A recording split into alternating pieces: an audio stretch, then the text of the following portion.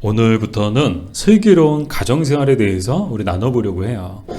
지난 5주간에 걸쳐서 우리 슬기로운 교회생활, 우리 교회생활을 어떻게 해야 되는가 총 5시간에 걸쳐서 우리가 중요한 5가지를 하나씩 살펴보는 시간을 가졌고, 오늘부터는 가정생활, 정말 교회생활 못지않게 정말 중요한 게 저는 가정생활이라고 생각해요. 어쩌면 정말 교회 생활보다 더 중요한 게 저는 가정생활이라고 생각해요. 왜 그런가 하면 교회는 우리가 잠깐 모이잖아요. 그래서 좋은 모습만 봐요. 막 은혜로운 모습, 경건한 모습, 기도하고 찬양하고 봉사하고 섬기는 그런 아름다운 모습들만 보는 곳이 교회예요. 근데 가정은요, 그렇지 않아요. 정말 리얼리티죠. 정말 다 보는, 뭐 좋은 것부터 시작해서 나쁜 것, 아름다운 것부터 시작해서 추한 것, 정말 모든 것들을 보기 싫어도 봐야 되는 곳이 가정이에요. 그래서 정말 우리 믿는 사람들의 신앙은 어디서 드러나는가? 저는 교회에서 드러난다고 생각 안 해요. 뭐 예배 열심히 온다고 해서 믿음 좋고, 아니요. 가정에 가면요, 그 사람의 믿음이 드러나는 거예요. 진짜 믿음이 뭔가, 그 사람의 정말 믿음의 사람인가 믿음이 사람이 아닌가가 어디서 드러나는가 하면요, 교회에서 드러나는 게 아니에요. 가정에서 드러나는 거예요. 그래서 어떤 교회는 집권자 세울 때 가족들 이렇게 인터뷰를 해요. 오늘 장로님이나 뭐 안수집사님, 권사님들 세울 때 당사자 인터뷰도 하지만 가족들을 또 따로 이렇게 면담해서 인터뷰를 해요. 그래서 우리 집사님, 뭐 남편분은 어떤 남편이냐, 어떤 아버지냐, 막 그런 거 다 이렇게 조사해요.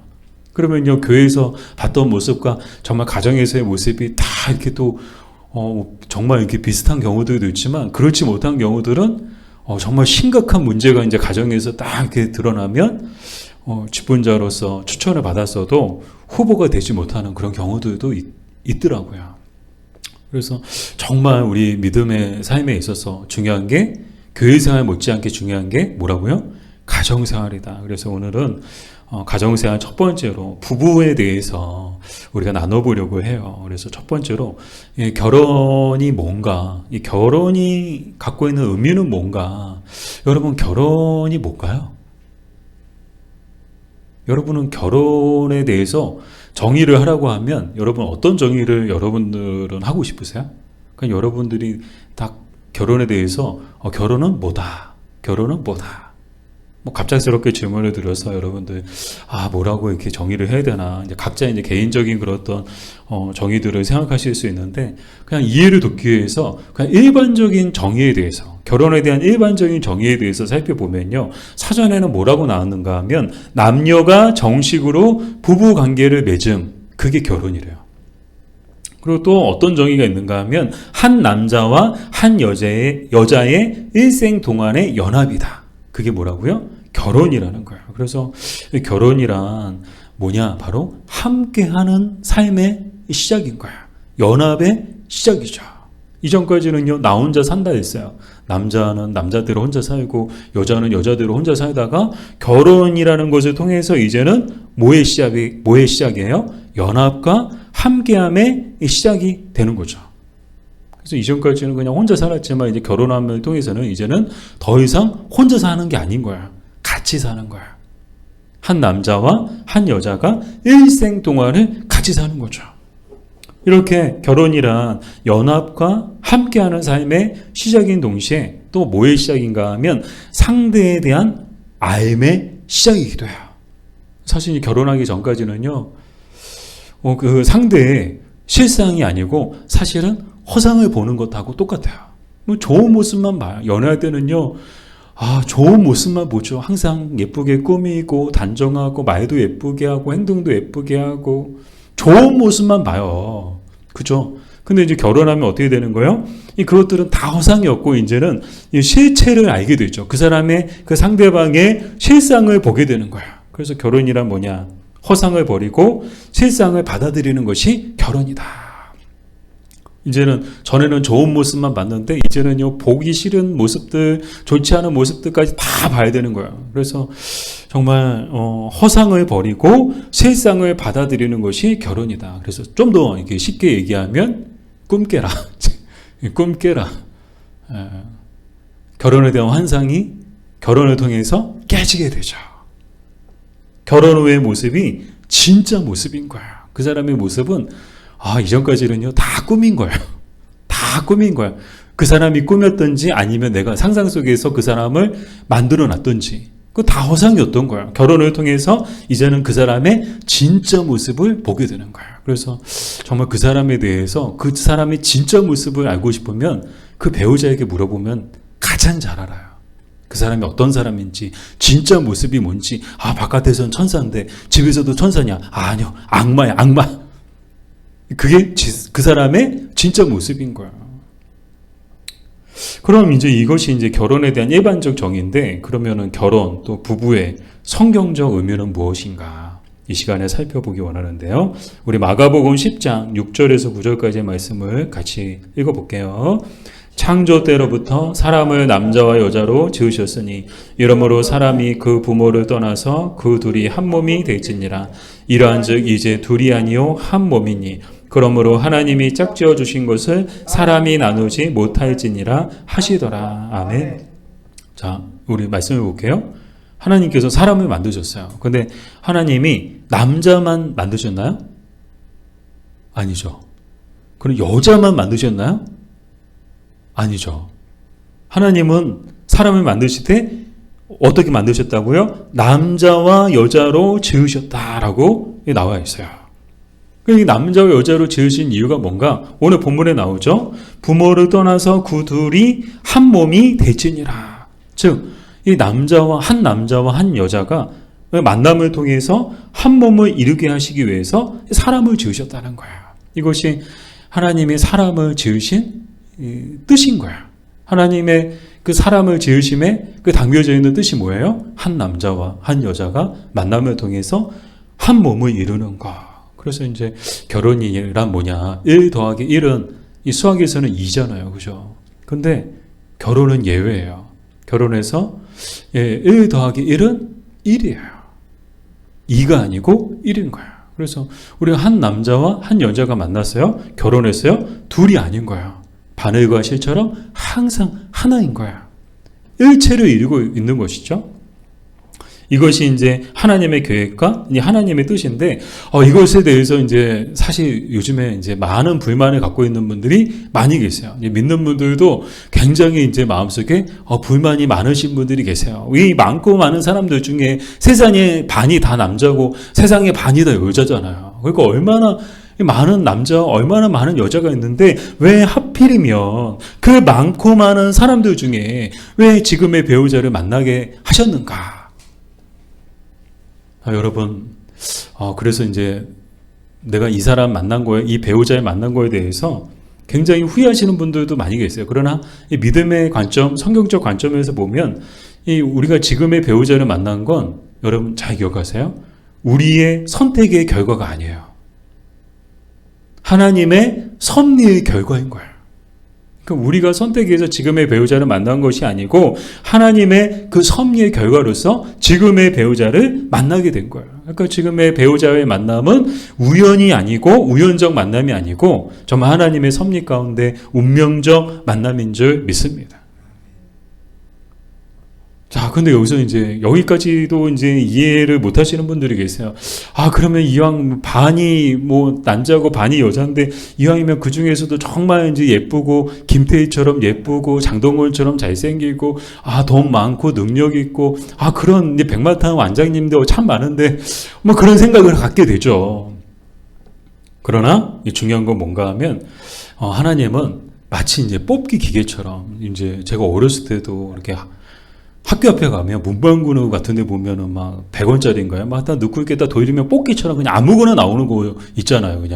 그냥 랜덤이에요, 랜덤. 뽑기처럼 그냥 내가 뽑고 싶은 거 뽑는 게 아니고 그냥 동전 넣고 도이리면 그냥 아무거나 나와요. 그냥 뽑기죠, 그냥 뽑기. 그런 하나님이 한 남자, 한 여자를 만나게 해주시는데 그 배우자를 선택하실 때 마치 뽑기처럼 그냥 아무거나 도이려서 아무거나 나오게끔 그래 그냥 둘이 살아 그렇게 하나님이 짝지어 놓으셨는가? 아니죠. 하나님은요 정말 그 사람에게 최고의 파트너, 그 사람에게 맞는 그 사람을 위한 최고의 배우자를 하나님이 만나게 해주신 줄 믿습니다. 그 결과가 우리의 지금의 가정이고 지금의 이 부부겠죠. 그러므로 우리는 서로를 어떤 자세로 대해야 하는가에 대해서 살펴볼게요. 먼저 남편의 자세. 자, 남편의 자세를 먼저 볼게요. 창세기 2장 18절 말씀 같이 읽어보겠습니다. 여호와 하나님이 이르시되 사람이 혼자 사는 것이 좋지 아니하니 내가 그를 위하여 돕는 배필을 지으리라 하시니라. 아멘. 자, 하나님께서 여자를 만드셨는데 여자를 만드신 이유가 뭐예요? 남자를 위한 인형이나 아니면 남자를 위한 남자를 섬길 수 있는 종의 목적으로 여자를 만드셨나요? 아니요. 무슨 목적으로 여자를 만드셨어요? 돕는 배필로 삼기 위해서 여자를 만드셨다는 거예요. 즉 여자의 존재, 남자에게 여자는 어떤 존재냐? 돕는 배필이다. 돕는 자다. 정말 인생의 동반자라는 것을 말하고 있는데요. 그래서 이제 정리해서 말씀을 드리면 남자의 그 인생은 어디서 완성되는가 하면 정말 돕는 배필을 통해서 완성되고 또 완전해질 수 있는 거예요. 자, 몇 가지 예를 들어볼게요. 자, 로마 제국의 줄리우스 시저라고 하는 이제 카이사르라는 인물이 있는데 그 카이사르의 경우에는 아내가 어떤 말을 이 카이사르에게 했는가 하면 이제 의료원에 나가지 마라. 오늘은 의료원에 나가지 마라. 그렇게 얘기를 했대요. 근데 이 카이사르가 남편 그 아내의 말을 무시하고 나갔다가 그만 의료원에 나갔다가 암살되는 그런 비극적인 일을 겪게 되죠. 또 우리가 여러분 잘 아시는 이제 본디오 빌라도의 경우도 그랬죠. 이 본디오 빌라도가 누구예요? 예수님을 십자가에 못 박은 사람이죠. 근데 이제 이때도 이 과정 속에서도 아내가 이 빌라도의 아내가 빌라도에게 얘기했어요. 아, 이 예수라는 자를 그냥 풀어줬으면 좋겠다.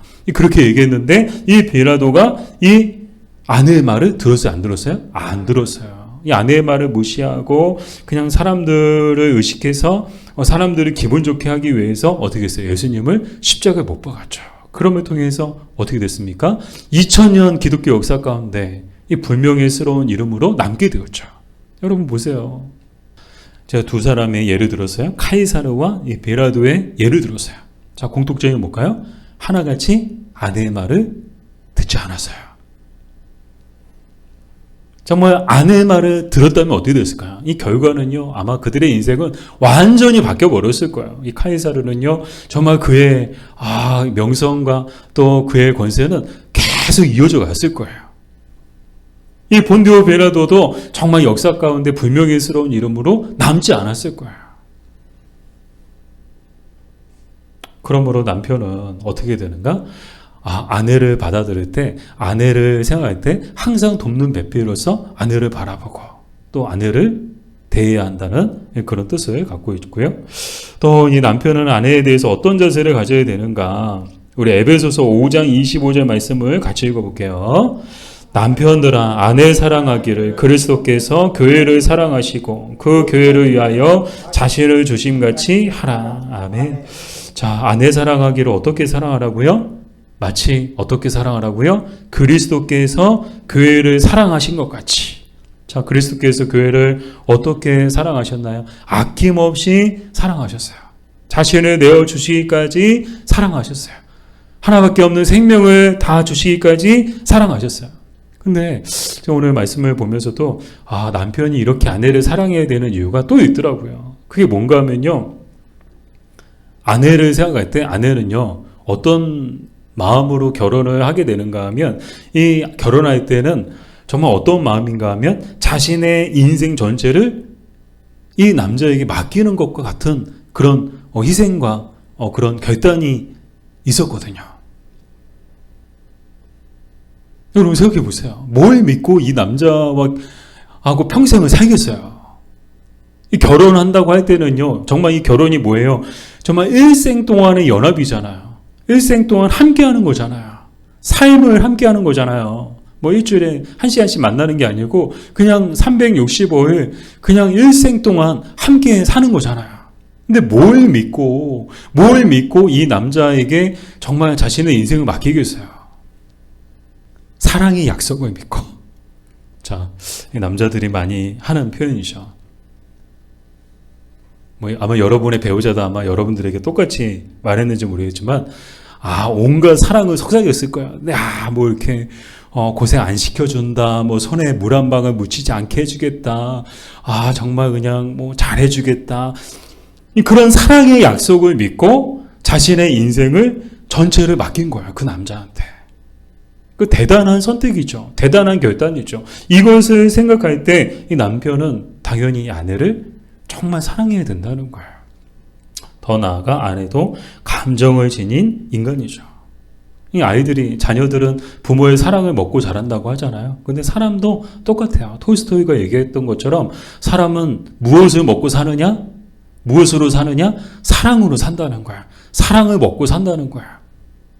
아내도 그렇습니다. 아내도요. 아내는 누구의 사랑을 먹고 살까요? 남편의 사랑을 먹고 사는 거야. 그래서 정말 남편이 아내를 무엇보다 누구보다 사랑해야 함은 세상 모든 사람들이 다 떠나도 끝까지 곁에 남아있을 사람은 오직 아내뿐이기 때문에. 세상 사람들 다 떠나도요. 끝까지 정말 곁에 남아있는 한 사람이 있는데 그 사람이 누구예요? 아내. 아내밖에 남아있는 사람이 없기 때문에. 더 나아가 당신의 죽음을 가장 슬퍼할 사람도 오직 아내뿐이기 때문에. 그리고 남편이 죽은 뒤에도 그 남편을 가장 그리워할 사람도 오직 한 사람 누구예요? 아내뿐이기 때문에. 이것을 우리가 잊지 말아야 돼요. 그러므로 남편은 아내를 사랑해야 된다는 거예요. 남편의 자세는 사랑하는 것이죠. 자, 두 번째로 그러면 아내의 자세. 아내는 어떤 자세를 가지고 있어야 되는가? 창세기 2장 18절 말씀을 우리 같이 읽어볼게요. 여호와 하나님이 이르시되 사람이 혼자 사는 것이 좋지 아니하니 내가 그를 위하여 돕는 배필을 지으리라 하시니라. 아멘. 이 아내들이 가져야 되는 자세는 뭔가? 남편에 대해서 나는 어떤 존재인가? 남편을 돕는 배필임을, 나는 남편을 돕는 사람임을, 내 역할은 남편을 돕는 것임을 잊지 말아야 된다는 거야. 근데 이제 돕는 거 참 중요하죠. 근데 어떻게 돕느냐에 따라서 남편의 인생도 자신의 인생도 결정되는데요. 왜 그런가 하면 둘은 둘이 아니고 하나이기 때문에, 한 몸이기 때문에, 남편의 인생이 곧 자신의 인생이 되어버리기 때문에. 그래서 정말 어떻게 돕느냐가 참 중요한데 두 가지 경우를 또 제가 소개해 드릴게요. 첫 번째는 하와의 경우예요. 아담과 하와가 있었죠. 에덴 동산에 아담과 하와가 있었는데, 자, 이 하와 같은 경우는 남편을 돕는다고 도왔는데 어떻게 됐어요? 결과적으로 남편을 망치는, 더 나아가 자신도 망치는, 자신의 인생도 망치는 그런 결과를 낳게 되었죠. 하나님이 먹지 말라고 했던 그 선악과를 하나님 말씀을 무시하고 자신의 욕망을 선택한 결과 어떻게 됐습니까? 자신도 남편도 에덴 동산에서 추방되고 정말 겪지 않아도 될 고통을 온몸으로 겪게 되는 그런 죄의 결과를 맞이하게 되었죠. 뭐 자기만 뿐만 아니라 그 아담과 하와로 인해서 모든 세대의 모든 인간들이 다 이 고통 가운데 태어나게 되었죠. 그래서 여자는 해산의 고통을 갖게 되었고요. 남자는 노동의 고통을 갖게 되었죠. 자, 왜 이런 결과를 낳게 되었나요? 하와가 남편을 돕지 못한, 정말 돕는다고는 했지만 잘 도와주지 못한 그런 경우의 모습이죠. 또 한 가지 경우는요, 사례의 경우예요. 이제 아브라함의 아내 사례의 경우인데, 자, 사례도 남편을 돕는다고 했지만 결과적으로 남편을 돕는 일이 되지 못한 일이 있었는데, 그게 뭔가 하면 이 하나님의 약속을 기다리지 못했어요. 그러니까 이제 사라의 후손에서 아들을 낳을 것이라는 하나님의 약속을 받고도 그 약속을 기다리지 못하고 아브라함을 돕겠다고, 자기 남편을 도와주겠다고 자신의 그 몸종 하갈을 첩으로 삼게 하죠. 그래서 이제 이 하갈이 이 아들을 낳는데 그 아들의 이름이 이스마엘이죠. 그리고 나중에 이제 후에 이제 사라도 아들을 낳았죠. 그 아들의 그 후손들이 누구예요? 이스라엘이에요. 근데 결과적으로 어떻게 됐습니까? 이스마엘과 이스라엘의 그 후손들 사이에 정말 지금까지도 정말 피해 전쟁을 계속하고 있는 그런 모습을 보게 되죠. 자, 이 엄청난 결과야. 그때뿐만 아니라 정말 시간이 엄청 흐른 뒤에까지도, 아니 지금까지도 그 정말 하와의 그 경우나 이 사례의 경우나 정말 둘 다 똑같은 경우죠. 그들이 정말 남편을 도와준다고 했지만 제대로 돕지 못함을 통해서 그 결과를 우리들까지도, 지금의 이 시대의 그 사람들까지도 그 고통 가운데 있다는 것을 우리는 보게 되죠. 그러므로 정말 아내된 자들은 무엇보다도 돕는 것 중요해요. 그러나 무엇보다도 지혜로운 여인이 되기 힘써야 된다는 거야. 자, 여인의 자세, 아내의 자세, 지혜로운 아내가 되어야 된다. 우리 잠언 14장 1절 말씀을 같이 읽어볼게요. 잠언 14장 1절, 지혜로운 여인은 자기 집을 세우되 미련한 여인은 자기 손으로 그것을 허느니라. 자, 이게 누구의 고백인가? 이 잠언은 솔로몬의 고백이죠. 솔로몬의 고백인데 이 뭘 말하고 있는가 하면 한 가정의 흥망성쇠가 누구에게 달려있느냐? 아내에게 달려있다는 거야. 우리 솔로몬은 여러분 잘 아시는 것처럼 처천만 해도 1000명이에요. 처천만 해도 1000명의 여인들이 있었어요. 그럼 솔로몬은 행복했느냐? 그 가정은 항상 막 웃음꽃이 넘치고 사랑이 넘치고 행복했느냐? 아니요. 누구도 솔로몬의 가정을, 그 1000명의 여인들이 있었지만 누구도 솔로몬의 가정을 바르게 세워주지 못했습니다. 그러면서 이제 솔로몬이 정말 인생의 후반 가운데 정말 깨달은 게 뭐예요? 오직 지혜로운 여인만 가정을 바르게 세운다는 것을 깨닫게 된 거예요. 그래서 했던 말이 바로 이 잠언 14장 1절이죠. 지혜로운 여인은 자기 집을 세우되 미련한 여인은 자기 손으로 그것을 허느니라. 그래서 이제 이 지혜로운 여인이란 누구를 말하는가 하면 바로 하나님을 경외하는 여인을 말해요. 왜요? 지혜, 잠언, 성경의 잠언, 특히 잠언의 지혜는 바로 하나님을 경외하는 걸 뜻하거든요. 지혜의 근본은 하나님을 경외하는 것이거든요. 그러니까 어떤 여인이 그 가정을 세우고 정말 그 가정의 가문을 일으키는가? 믿음의 여인들이, 정말 믿음을 가진 하나님을 경외하는 여인들이 남편을 세워줄 뿐만 아니라 가정을 세워주는, 그래서 남편을 정말 남편이라는 그 한 남자의 인생을 완전케 하고 또 정말 높여줄 뿐만 아니라 정말 그럼을 통해서 그 가정도 이렇게 세우는, 가문을 세워가는, 아름다운 가문을 세워가는 그 모습을 보게 되죠. 자, 그래서 이제 이 아내의 자세, 정말 아내의 자세는 뭐라고 우리는 정리할 수 있을까요? 자, 아내는 남편을 돕는 자다. 그러니까 정말 남자는요, 아내하기 나름이에요. 남편은요, 아내하기 나름인 거예요. 더 나아가 정말 지혜로운 여인이 그 가정을 세운다. 그 집을 세운다. 여러분 가정의 흥망성쇠가 바로 아내인 여러분들에게, 여러분들의 손에, 여러분들의 입에 달려있는 적이 있습니다. 제가 오늘 드디어 책을 다 봤거든요. 조이스 마이어의 이제, 말이 바뀌면 삶이 바뀐다는 그 책을, 좀 두꺼운 책이었는데 오늘까지 그냥 다 봤어요. 그래서 정말 이제 제가 남은 게 정말 많아요. 제가 깨달은 게 많은데요. 말 한마디가 참 중요하구나. 정말 믿음을 가진 믿음의 사람들이 어떤 말을 하느냐에 따라서 그 말한 대로 된다는 거예요. 그래서 지난 주일에도 말은 씨앗 같다고 말씀을 드렸잖아요. 그래서 반드시 우리는 말은 씨앗 같아서 심으면 반드시 그 열매를 맺게 되고 우리는 그 말의 열매를 먹게 된다는 거예요. 그래서 여러분 가정에 대해서도 정말 여러분 말 잘하셔야 돼요. 남편에 대해서도 말 잘하셔야 돼요. 남편된 분들도 예외는 아니에요. 아내에 대해서도 말 잘하셔야 돼요. 자녀들 앞에서도 남편에 대해서, 자녀들 앞에서도 아내에 대해서 말 잘하셔야 돼요. 왜요?